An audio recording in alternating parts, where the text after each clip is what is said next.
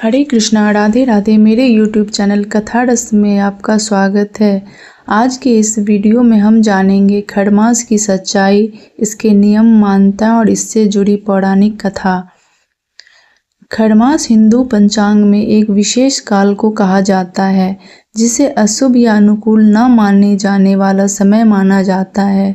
यह काल सूर्य की गति से जुड़ा होता है।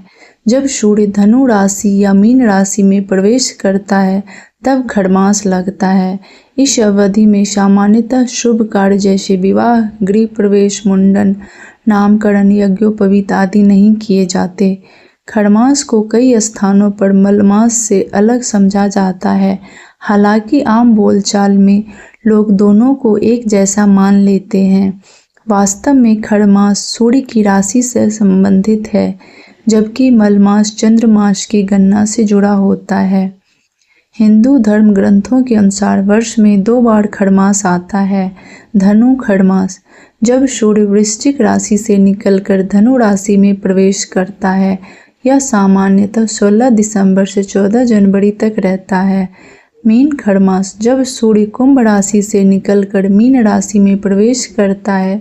यह सामान्यतः 14 मार्च से 13 अप्रैल तक रहता है। इन दोनों अवधियों में लगभग 30 दिन का समय होता है, जिसे खरमास कहा जाता है।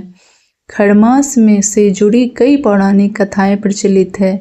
सबसे प्रसिद्ध कथा सूर्यदेव और उनके रथ से संबंधित है। पौराणिक मान्यता के अनुसार सूर्यदेव के रथ को 7 घोड़े खींचते हैं, जो सप्ताह के 7 दिनों और 7 रंगों का प्रतीक है।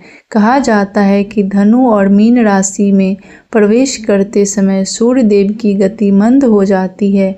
इस कारण उनकी ऊर्जा पृथ्वी पर अपेक्षाकृत कम प्रभावी होता है। कुछ ग्रंथों में यह भी उल्लेख मिलता है कि इन राशियों के स्वामी गुरु बृहस्पति सूर्य के लिए अनुकूल नहीं माने जाते, इसीलिए सूर्य कमजोर हो जाते हैं। इसी कारण इस समय को शुभ कार्यों के लिए अनुपयुक्त माना गया है। खरमास को अशुभ मानने के पीछे कई धार्मिक और ज्योतिषीय कारण बताए गए हैं। सूर्य को आत्मा, तेज, ऊर्जा और शुभता का कारक माना गया है। जब सूर्य कमजोर होता है तब नए कार्यों में बाधा आने की संभावना मानी जाती है। हिंदू धर्म में विवाह और संस्कारों के लिए सूर्य, गुरु और चंद्रमा की शुभ स्थिति आवश्यक मानी जाती है। खरमास में ये स्थितियां अनुकूल नहीं होती। खरमास आमतौर पर ऋतु परिवर्तन के समय आता है। धनु खरमास शीत ऋतु का चरम, मीन खरमास ग्रीष्म ऋतु का शुरुआत। इस समय शरीर और प्रकृति दोनों में परिवर्तन होता है, इसीलिए स्थिर निर्णय लेने से बचने की सलाह दी गई है। खरमास के दौरान शास्त्रों में कुछ कार्यों को वर्जित माना गया है, जैसे विवाह, गृह प्रवेश, मुंडन संस्कार, नामकरण, यज्ञोपवीत, भूमि पूजन, नया व्यापार शुरू करना, नया घर या वाहन खरीदना। हालांकि नित्य कर्म, नौकरी से जुड़े कार्य, कृषि कार्य और पहले से चल रहे कार्यों पर कोई रोक नहीं होती। जहां एक ओर शुभ संस्कार वर्जित होते हैं, वहीं दूसरी ओर खरमास को आध्यात्मिक उन्नति का श्रेष्ठ समय माना गया है, जिसमें दान पुण्य। खरमास में किया गया दान कई गुना फल देता है, विशेष रूप से अन्न दान, वस्त्र दान, तिल, गुड़, घी का दान, कंबल दान।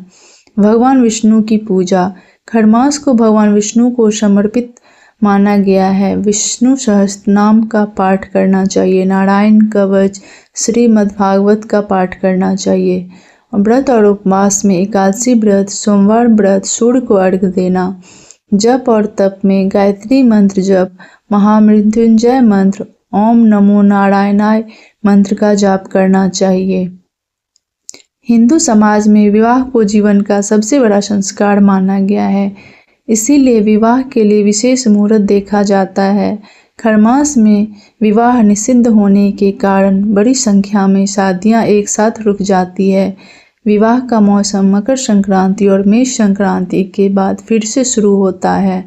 मकर संक्रांति 14 जनवरी को धनु खरमास समाप्त होता है और इसे अत्यंत शुभ दिन माना जाता है। आज के समय में कई लोग खरमास को परंपरा और आस्था से जोड़कर देखते हैं, जबकि कुछ लोग इसे केवल ज्योतिषीय मान्यता मानते हैं। आधुनिक जीवन में सरकारी नौकरी, व्यापार, शिक्षा, विदेश यात्रा, इन पर खरमास का कोई व्यवहारिक प्रभाव नहीं माना जाता। फिर भी धार्मिक परिवारों में आज भी खरमास की मान्यताओं का पालन श्रद्धा से किया जाता है। धनु खरमास का समापन मकर संक्रांति पर होता है, जब सूर्य मकर राशि में प्रवेश करता है। यह दिन सूर्य के उत्तरायण होने का प्रतीक, शुभ कार्यों की पुनः शुरुआत, दान और पर्व का दिन। इसी कारण मकर संक्रांति को अत्यंत पावन और शुभ माना गया है। खरमास हिंदू धर्म और ज्योतिष में एक महत्वपूर्ण काल है, जो हमें भौतिक कार्यों से अधिक आध्यात्मिक साधना की ओर प्रेरित करता है। यह समय रुकने का नहीं, बल्कि आत्मचिंतन, दान, सेवा और भक्ति का है। जहाँ एक ओर यह हमें धैर्य सिखाता है, वहीं दूसरी ओर यह याद दिलाता है कि जीवन में हर कार्य का सही समय होता है। खरमास का पालन डर और अंधविश्वास से नहीं, बल्कि श्रद्धा, संतुलन और सांस्कृतिक समझ के साथ किया जाना चाहिए।